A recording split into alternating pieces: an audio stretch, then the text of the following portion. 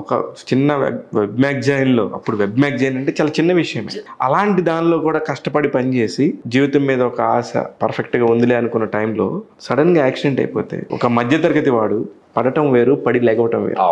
దాని గురించి అడుగుతున్నాను.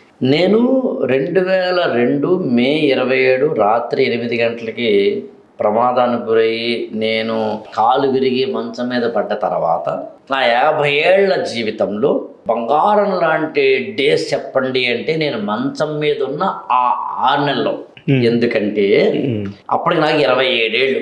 రామాయణంలో ఒక చిన్న లైన్ ఉంటుంది, అదేంటంటే కష్టాలు మనిషికి తొందరగా వస్తే మంచిది అని ఉంటుంది. 47 దాటిన తర్వాత కష్టాలు వచ్చి అంతవరకు సుఖపడి, అప్పుడు కష్టాలు వస్తే చాలా తట్టుకోవడం కష్టం. అదే నీ కనుక 30 ఏళ్ల లోపే అన్ని కష్టాలు వచ్చేసాయి అనుకో, అప్పుడు ఏమవుతుంది, ఆటోమేటిక్గా జీవిత సారం అర్థమైపోతుంది, పోరాటం ఎలాగో తెలుస్తుంది, యుద్ధం ఎలా చెయ్యాలో నువ్వు సన్నద్ధమైపోతావు.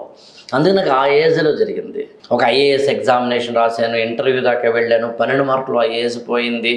ఈనాడు ఈటీవీలో పనిచేశాను, అక్కడ మానేసి webprapancham.comలో జాయిన్ అయ్యాను, అది కూడా మానేసి ఏదో కోచింగ్ సెంటర్ అంటాను. ఆ మధ్యలో మళ్ళీ సినిమా ఫీల్డ్లో కృష్ణవంశీ గారి దగ్గర, దాసనారాయణ గారి దగ్గర పనిచేశాను. ఇట్లాంటి ఒకనొక వింత విచిత్రమైన పరిస్థితుల్లో హాయిగా ఉందన్నప్పుడు ఎప్పుడైతే మనం హాస్పిటలైజ్ అయ్యామో, ఆ 6 నెలలు నేను మంచం మీద ఉండడం వల్ల నన్ను నేను తెలుసుకోగలిగాను.